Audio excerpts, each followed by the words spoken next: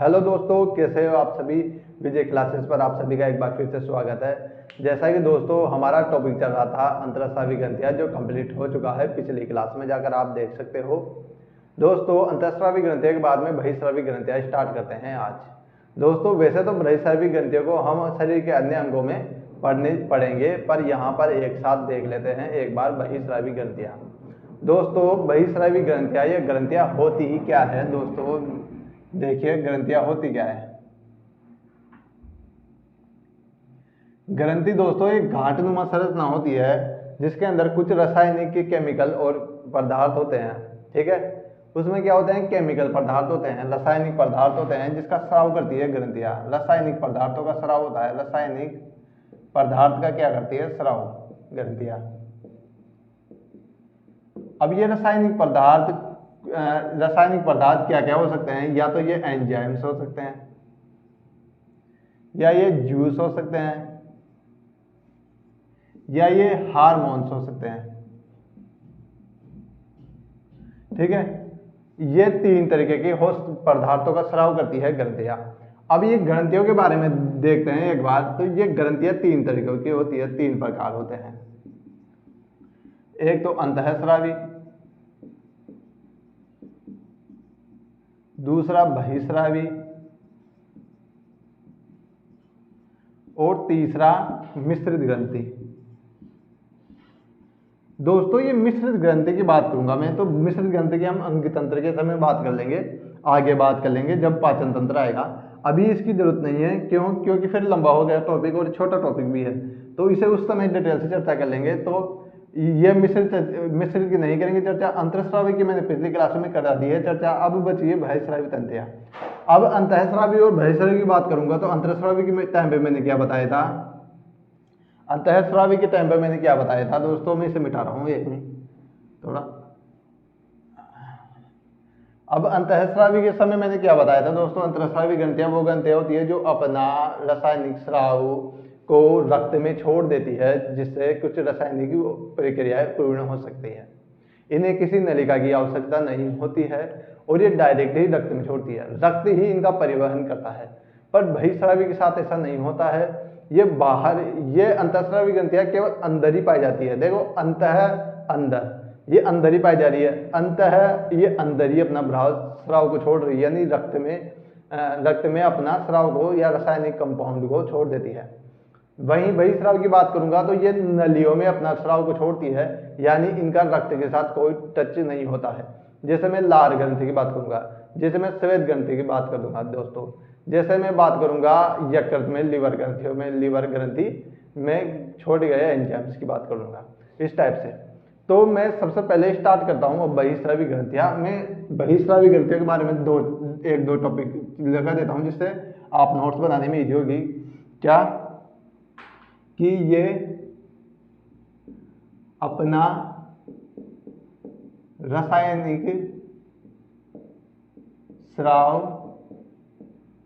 रक्त में न छोड़कर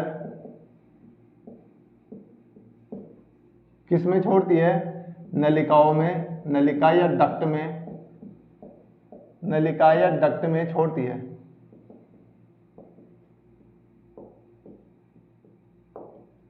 ये रासायनिक स्राव बाहर भी आ सकते हैं, इसे देखा जा सकता है, जैसे लार को देखा जा सकता है उस तरफ से। ठीक है, और रासायनिक स्राव की बात करूं तो स्राव क्या क्या हो सकते हैं दोस्तों।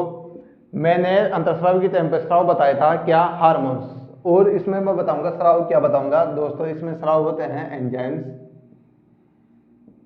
Enzymes and juices.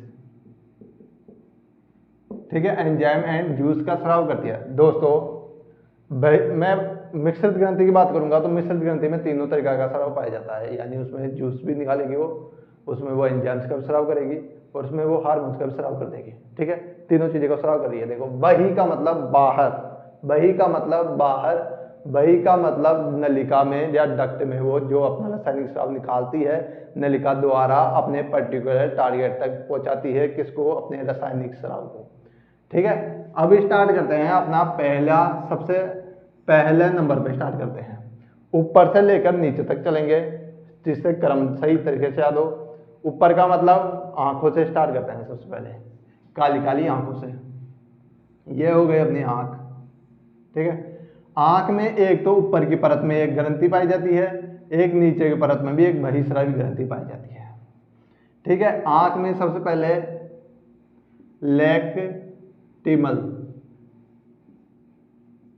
लैक्टिमल नाम की ग्रंथि पाई जाती है आंख में, ठीक है। ये पाई कहां जाती है दोस्तों, ये पाई जाती है उपली पलक पर।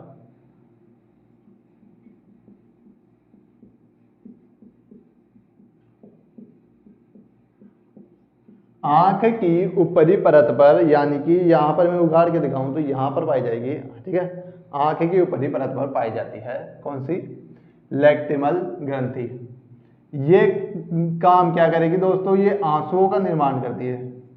ऊपर पाई जा रही है, ऊपर से नीचे आ सकती है कोई भी द्रव्य चीज, तो आंख आई, वो आंसू आएंगे ऊपर से नीचे तक, तो आंसू निर्माण करती है, आंसुओं का निर्माण करती है। तीसरी चीज दोस्तों, अपने साइड में यानी आंख के साइड में यहां पर देखो, यहां पर एक डक्ट पाई जाती है। उस डक्ट को बोलते हैं दोस्तों, आंख के साइड में एक डक्ट भी पाई जाती है जिसे पंकटम डक्ट बोलते हैं, पंकटम डक्ट। ये डक्ट का काम क्या है दोस्तों, ये आंसुओं को रोक के रखती है, आंसुओं का संग्रहण करती है। ये डक्ट एक नलिका द्वारा सीधे नाक से जुड़ी होती है। जब भी हम ज्यादा रोते हैं तो क्या करते हैं, ये डक्ट ज्यादा आंसुओं का निर्माण होता है, उससे क्या होगा, ये आंसू नाक में भी चल जाते हैं और मुंह में भी चल जाते हैं। जब आप दवा डालोगे, ड्रॉप डालोगे, आई ड्रॉप्स डालोगे, तो ये डक्ट पंकटम डक्ट द्वारा ही मुंह में जाती है, पहले नाक में फिर मुंह में चल जाती है, जिससे आपको दवाई की थोड़ा स्वाद सब लगता है, खट्टा मीठा कुछ स्वाद हो ड्रॉप का, वो स्वाद भी लगता है ना। पंकटम डक्ट पाई जाती है, ये क्या करती है,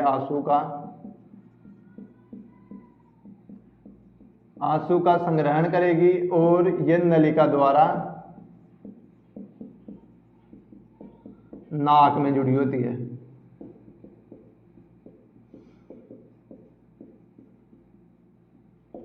ठीक है।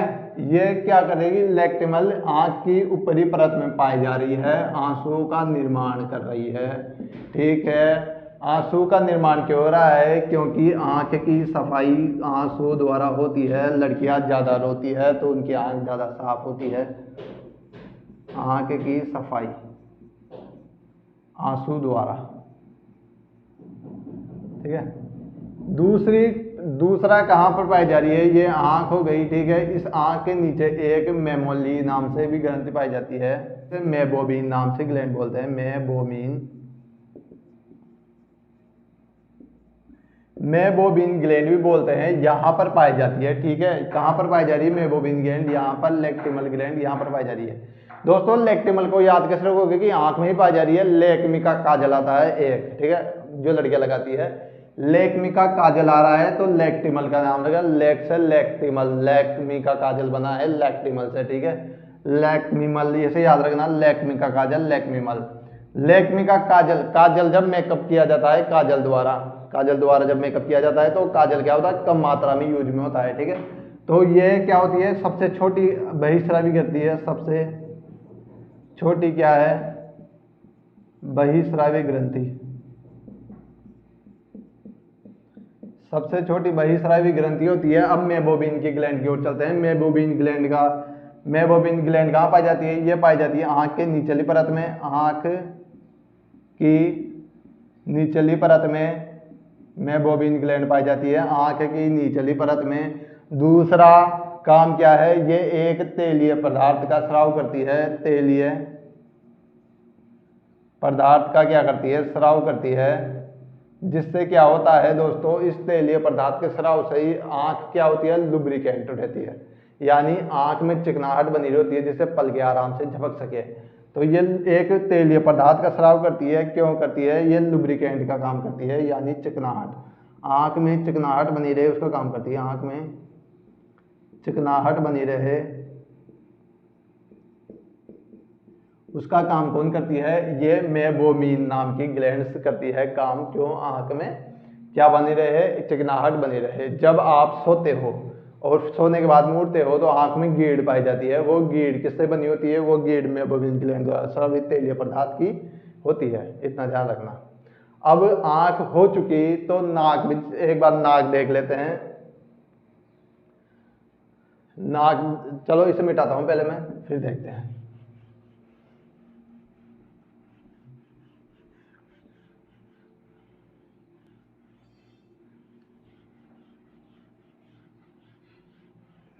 एक नाक में भी ग्लैंड पाई जाती है। नाक का मतलब नाक की उपली परत में, यानी यहां पर भी एक सेबेकस नाम की ग्लैंड पाई जाती है, सेबेकस ग्लैंड। तीसरे नंबर पर चलते हैं अपन, सेबेकस ग्लैंड। सेबेकस,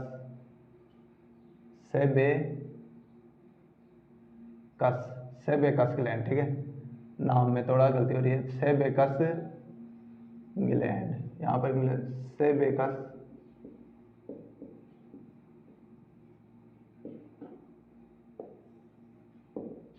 सेबेकस ग्लैंड में क्या होता है, ये ग्लैंड क्या होती है, या नाक के यहाँ पर पाई जाती है, ठीक है, नाक की त्वचा के ऊपर पाई जाती है, नाक की त्वचा पर पाई जाती है। अब ये नाक की त्वचा पर पाई जाती है, ठीक है, और क्या करती है, ऑयली पदार्थ यानी तेलीय पदार्थ का स्राव करती है। तेलीय पदार्थ का स्राव कर देगी कौन, ये सेबेकस ग्लैंड। जब ये सेबेकस ग्लैंड तेलीय पदार्थ का स्राव करती है तो क्यों करती है, क्योंकि शरीर इसकी क्या बोलते हैं, चेहरे की क्या होती है, त्वचा जो मुलायम बने रहे, किससे बनी रहती है, सेबेकस ग्लैंड से प्रभावित तेलीय पदार्थ से बने। अभी जो लड़कियां या लड़कियां से बोलते हैं ना कि मेरी ऑयली स्किन है, मेरी ड्राई स्किन है, वो सेबेकस ग्लैंड के से स्रावित तेलीय पदार्थ द्वारा ही नोटिस कर पाते हैं। लड़कियां मेकअप करती है तो इस सेबेकस ग्लैंड को बंद कर लेती है, उससे क्या होता है, फोड़े पुंजियां बाहर निकलने लग जाती है। तो इस सेबेकस ग्लैंड का काम क्या है, तेलीय पदार्थ का स्राव करती है। क्यों, जिससे क्या होती है, लुब्रिकेंट रहे, यानी मॉइस्चराइज रहे, मॉइस्चराइज रहे स्किन, मॉइस्चराइज यानी आप बोल सकते हो मॉइस्चराइज,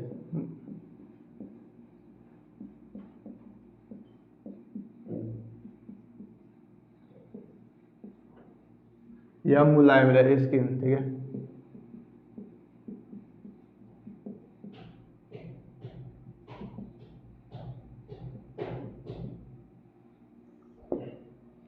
अब चलते हैं चौथे नंबर पर अपने। चौथे नंबर की बात करता हूं। अब हमारे नाक का भी हो गया, अब कान पे चलते हैं, सेरोमिन्स। नाक में कौन सी पाई जाती है, सेरोमिन, सेरोमिन ग्लैंड पाई जाती है नाक में, सेरोमिन, ठीक है, सेरोमिन। सेरोमिन का दोस्तों काम क्या है, सेरोमिन एक मोमीय पदार्थ का स्राव करती है। ये पाई जाती है, कहां पर पाई जाएगी दोस्तों, ये पाई जाएगी कान में, ठीक है, कान में पाई जा रही है। क्या, किस चीज का स्राव करती है, स्राव करती है एक मोमीय पदार्थ का स्राव करती है, मोमीय पदार्थ का स्राव करती है। ये स्राव को बोलते हैं सेरोमिन। इस स्राव को बोलते हैं सेरोमिन, जो मोम के जैसा होता है, गाढ़ा सा होता है, चिकना सा होता है, जो इसका स्राव करती है सेरोमिन ग्लैंड। ये सेरोमिन ग्लैंड जब मोमीय पदार्थ का स्राव करती है तो ये स्राव क्या काम करेगा दोस्तों, किसी भी गंदगी यानी धूल मिट्टी के कण को कान के अंदर आने से रोक लेता है। ये अपने आप अपने अंदर ही चिपका लेता है। किसी भी बैक्टीरिया को अंदर जाने से कान में रोकेगा कौन, सेरोमिन ग्लैंड। इसे बोलते हैं कान का मेल। सिंपल सी भाषा में कान का मेल होता है, जो होता है सेरोमिन ग्लैंड द्वारा स्रावित। ये कान का मेल रोकेगा किसी भी गंदगी पदार्थ को, वातावरण से धूल प्रदूषण को कान के अंदर जाने से कान की सुरक्षा प्रदान करता है सेरोमिन, जिसे मोमीय पदार्थ के नाम से भी अपन जानते हैं। दोस्तों पांचवा नाम ले लूंगा मैं अब,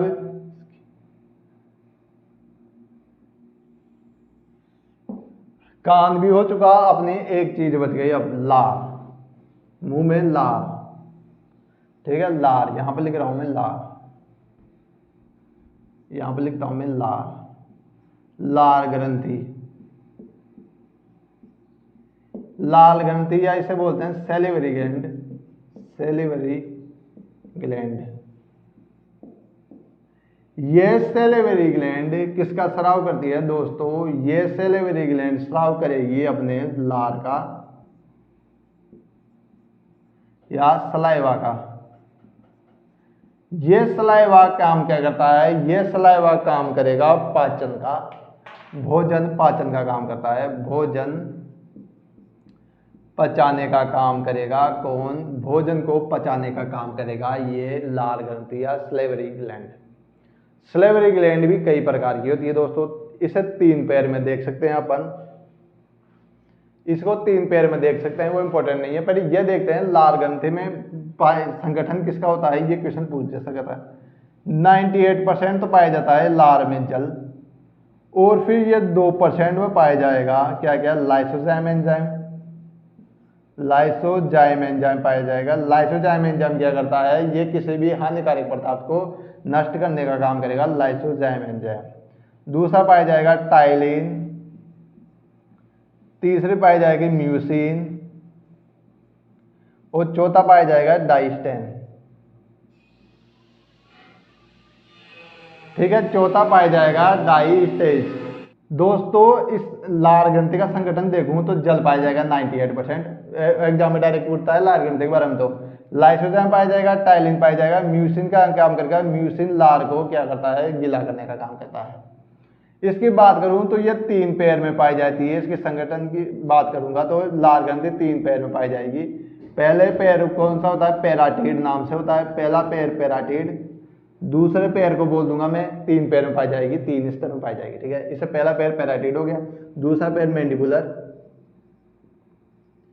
मैंडिबुलर, तीसरा पैर कौन सा हो गया दोस्तों, मैंडिबुलर के बाद में एक हो गया सब मैंडिबुलर है इसका नाम, सॉरी, सब लिंगुअर, सब लिंगुअर। ठीक है, तो ये 3 पैरों में पाई जाती है। ठीक है, 3 पैर में कौन कौन से, एक तो पैराटिड, एक सब मैंडिबुलर, एक सब लिंगुअर के नाम से 3 पैर पाए जाते हैं। इसके रासायनिक संगठन की बात करूंगा, लार का काम क्या है, भोजन पचाने का काम है। स्पेशली अगर भोजन में गंदगी आएगी तो उसे लाइसोजाइम एंजाइम क्लियर कर देगा, और लार काम, और लार क्या करती है, भोजन को गीला करती है। ठीक है, लपलपा बना देती है। जो म्यूसिन काम करेगा, म्यूसिन ये रहा म्यूसिन, टाइलिन और डाइस्टेज एंजाइम को पचाने का काम करेंगे। हम लार ग्रंथि के बारे में आगे पाचन तंत्र में और डिटेल से पढ़ेंगे, पर अभी इतना ही है। ठीक है, अभी ये वैसे खूब है, एग्जाम में इतना ही पूछा जाता है, मैं इसे मिटा रहा हूँ आगे की ग्रंथियां पढ़ने के लिए।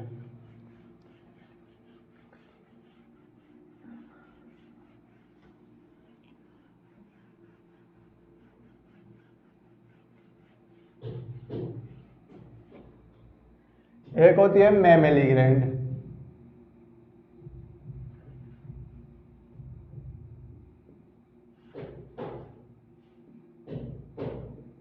एक होती है मैमेली ग्लैंड, ये होती है दूध ग्रंथि, दूध स्राव करती है ये ग्रंथि, दूध स्राव करती है ये ग्रंथि, है ना।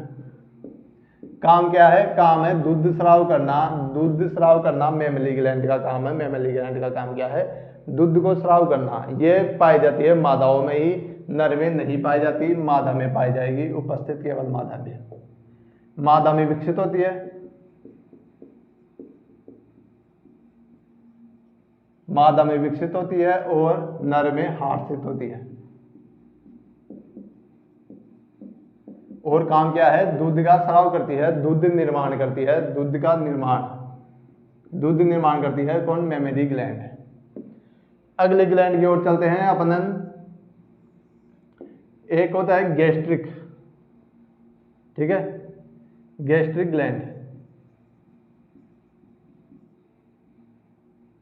गैस्ट्रिक से पहले अपन एक ग्लैंड को देख लेते हैं, वो बहुत ज्यादा इंपॉर्टेंट है, स्वेद ग्रंथि, स्वेद ग्रंथि। स्वेद ग्रंथि, या हम बोल सकते हैं इसे पसीने वाली ग्रंथि बोल सकते हैं। ठीक है, स्वेद ग्रंथियां, स्वेद ग्रंथियां कहां पर पाई जाती है दोस्तों, स्वेद ग्रंथि पाई जाती है त्वचा पर। काम क्या है, पसीना का निर्माण करना, पसीना निर्माण। ये पसीना किससे बना होता है दोस्तों, स्वेट किससे बना होता है, स्वेट किससे बना होता है, स्वेट, स्वेट किससे बना होता है, ये स्वेट बना होता है एक तो NaCl से, दूसरा बना होता है लाइसोजाइम से। दोस्तों ये स्वेद ग्रंथियां क्या किसका स्राव करती है? पसीने का स्राव करती है। पसीने में होता है एक तो NaCl जिससे खारा होता है स्वाद में, और दूसरा होता है लाइसोजाइम। लाइसोजाइम काम क्या करेगा? ये स्किन पर उपस्थित सभी हानिकारक बैक्टीरिया को खत्म कर देगा। और NaCl तो इसका संगठन है ही पसीने का। और क्या काम करेगा? जैसे शरीर में जब गर्मी बढ़ती है तो पसीना खूब आता है। क्यों आता है?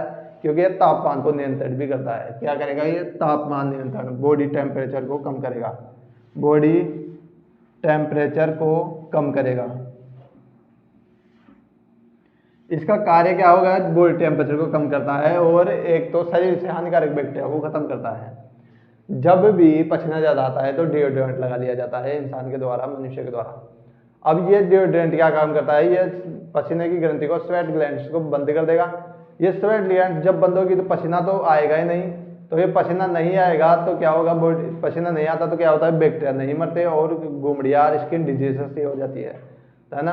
तो किससे होती है? वो स्वेट ग्रंथियों से होती है। ठीक है, अब आगे एक नेक्स्ट ग्रंथि की ओर चलते हैं। अपन मैमेली ग्रंथि हो ही गई, एक यकृत, लीवर ग्रंथि भी देख लेते हैं साथ में ही। लीवर ग्रंथि या लीवर ग्रंथि भी साथ में हम देख लेते हैं। लीवर ग्रंथि जो बहुत ही इंपॉर्टेंट है, जिसे यकृत भी बोलते हैं, ये भी एक बहिस्रावी ग्रंथि है। ठीक है, अब बात करूं मैं, ये कहाँ पर पाई जाती है लीवर ग्रंथि? तो ये पाई जाती है अमाशय के बगल में। ठीक है, अब लीवर ग्रंथि के मैं बताऊं भाई स्राव क्या करती है। ये लीवर ग्रंथि स्राव करती है एक तो बिलिरुबिन नाम का पदार्थ का स्राव करती है, एक बिलिवर्डिन का।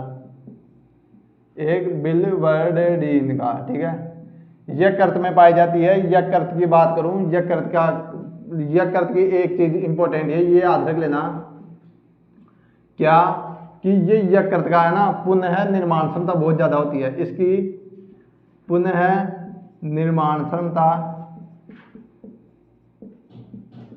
अत्यधिक होती है। ठीक है, पुनर्निर्माण क्षमता क्या होती है? अत्यधिक होती है, बहुत ज्यादा होती है पुनर्निर्माण क्षमता। यानी कि एक बार आप आधा काट दो ना यकृत को तो वो खुद को बना लेगा दोबारा। ठीक है, पुनर्निर्माण क्षमता इसलिए इतनी ज्यादा होती है। सबसे कम किसकी होती है? तंत्रिका तंत्र की सबसे कम होती है पुनर्निर्माण क्षमता। ये यकृत में दो कोशिकाएं पाई जाती है। यकृत में दो कोशिकाएं पाई जाती है। कौन कौन सी? एक तो होती है हेपेटिक सेल, दूसरी होती है कुफर सेल। हेपेटिक सेल से ही क्या बताए? देखो, हेपेटिक सेल से बनी होती है यकृत, है ना। अब इस हेपेटिक सेल से ना हेपेटोलॉजी बनता है। हेपेटोलॉजी किससे बनता है? हेपेटिक सेल से बनता है। हेपेटाइटिस नाम से बीमारी भी सही होती है। ठीक है, अब बिलिरुबिन स्राव हो गया। अगर बिलिरुबिन का अधिक स्राव हो जाता है तो पीलिया रोग हो जाता है। ठीक है, लेटरिंग, मूत्र, शरीर पीला पड़ जाता है। किसके स्राव से? बिलिरुबिन के स्राव से। अधिक बिलिरुबिन का स्राव होता है तो पीलिया हो जाता है। इसका अधिक स्राव हो जाएगा तो हरा रंग हो जाएगा, यानी बिलिरुबिन का हरा रंग होता है। बिलिरुबिन का काम क्या है? बिलिरुबिन का काम है बेसिक नेचर प्रदान करना। बेसिक नेचर प्रदान करना किसका काम है? बिलिरुबिन का काम है। दोस्तों, यकृत में पुनर्निर्माण की क्षमता बहुत अधिक होती है। ठीक है, इसलिए इसे खूब टॉर्चर दिया जाता है, जिसके बाद में ये दोबारा बन जाता है। शराब पीते हैं, जहर पीते हैं तो ये डायरेक्ट इसका अब्जॉर्प्शन कौन करता है? यकृत करता है। तो शराब व जहर, ठीक है, शराब व जहर से कुफर सेल मर जाती है। ऐसा नहीं कि वापस नहीं बनती, बन तो जाती है कुफर सेल्स, पर क्या होता है? आप बार बार बनाते रहो तो क्षमता कम होती रहती है। एक बार ऐसा आता है कि लीवर खराब हो जाता है। ठीक है, लीवर बना होता है वसीयों का, कार्बोहाइड्रेट का, तो ये लीवर में जमा होता है, लीवर में फैट जमा होता है। ठीक है, लीवर में फैट जमा होता है, इसे फैटी एसिड बोलते हैं। इसमें सूजन आ जाती है तो। ठीक है, अब ये क्या करता है? कार्य की बात करें तो ये कार्बोहाइड्रेट का पाचन कर देगा। एक तो कार्बोहाइड्रेट का पाचन कर देगा, कौन? लीवर पाचन करता है कार्बोहाइड्रेट का। कार्बोहाइड्रेट का पाचन करके ये फैट जमा देता है, फैट में बदलता है, और फैट में बदलने के बाद में फैट क्या होता है, किस में बदलता है? अपना कोलेस्ट्रॉल में। फैट बदल जाता है कोलेस्ट्रॉल में, किसे? कार्बोहाइड्रेट से फैट, फिर फैट से कोलेस्ट्रॉल। इसी तरह ग्लूकोज से ग्लाइकोजन में भी, ग्लूकोज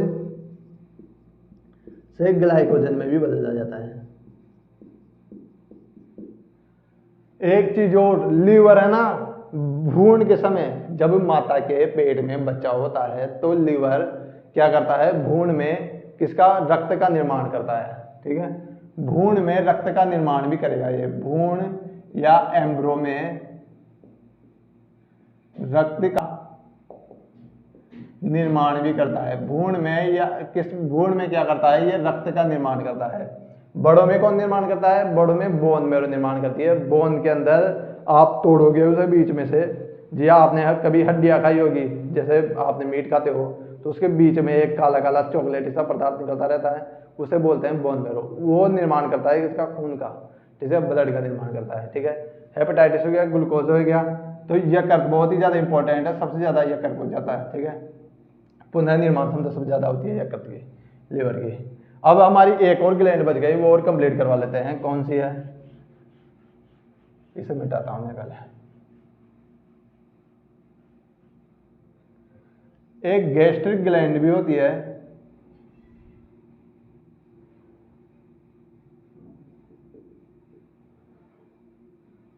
नाम से दोस्तों पता चल रहा है गैस्ट्रिक ग्लैंड। गैस्ट्रिक यानी पेट, गैस्ट्रिक यानी पेट, पेट में पाई जाती है। यह कहां पर? स्टोमाच में पाई जाती है। कहां पर पाई जाएगी?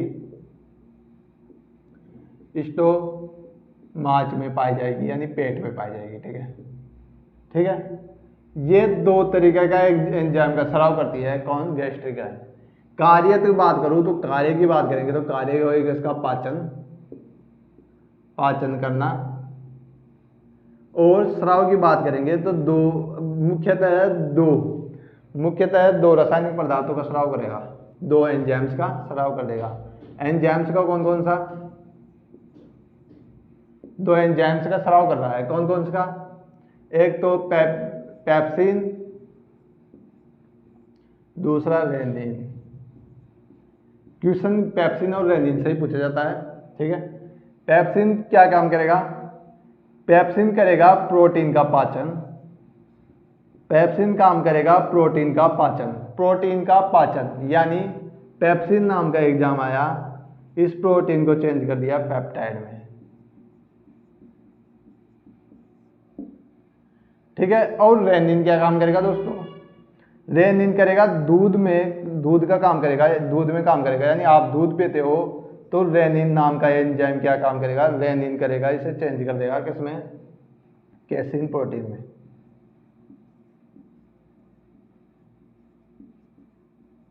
दोस्तों ये दोनों ही बहुत ही ज्यादा इंपॉर्टेंट है, बहुत ही ज्यादा इंपॉर्टेंट है, और यकृत भी बहुत ज्यादा इंपॉर्टेंट है इनमें से। प्रोटीन को पेप्सिन नाम का एंजाइम पेप्टाइड में चेंज करता है, पेप्टाइड में तोड़ देता है। उसी तरह दूध में पाए जाने वाला दूध पर क्रिया कौन करता है? रेनिन करता है, जो कैसीन प्रोटीन में इसे चेंज कर देता है। आप कैसीन प्रोटीन को आप दही मान सकते हो, ये दही जैसी होती है। आप दूध पीते हो, उसके बाद में उल्टी आती है तो दही जैसा गाढ़ा गाढ़ा पदार्थ निकलता है, वो इसलिए निकलता है कि उस पर काम कर चुका रेनिन। दूध को आप निकलोगे ना तो उस पर रेनिन ही काम करेगा। ठीक है, उसे दही के रूप में ही कन्वर्ट करेगा। इसलिए दही को खाते हैं तो जब शरीर दही को खाता है ना, शरीर को बहुत आसान होता है पचाना उसे, क्योंकि वो पहले से ही कन्वर्ट है दही में। तो इसे कन्वर्ट करेगा रेनिन और कैसीन प्रोटीन में कन्वर्ट कर देगा। गैस्ट्रिक ग्लैंड पाई जाएगी काम है स्टोमाच में, पेट में, पाचन करना काम है इसका। एंजाइम दो रिलीज करते हैं, मुख्यतः पेप्सिन और रेनिन नाम का एंजाइम करते हैं। प्रोटीन पर काम करेगा पेप्सिन, जो पेप्टाइड बॉन्ड में क्रिएट कर देगा, पेप्टाइड में तोड़ेगा इसे। दूध पर काम करेगा रेनिन, जो कैसीन प्रोटीन में कन्वर्ट कर देगा। यकृत की बात करूंगा तो भ्रूण यानी एम्ब्रियो रक्त का निर्माण करते हैं। भ्रूण में रक्त का निर्माण कौन करेगा? वो करेगा लीवर, और बड़ों में बोन मैरो कर देगी। ठीक है, ठीक है, बिलिरुबिन और बिलिवर्डिन नाम के दो स्राव करते हैं, दो एंजाइम्स का स्राव होता है, एंजाइम्स का स्राव होता है किसके द्वारा? यकृत के द्वारा या लीवर के द्वारा। इसकी पुनः निर्माण की क्षमता सबसे ज्यादा होती है और सबसे कम होती है तंत्रिका तंत्र की। बात करूंगा यकृत को, तो हेपेटिक सेल्स और कुफर सेल्स से बने होता है, हेपेटिक्स और कुफर सेल, ठीक है।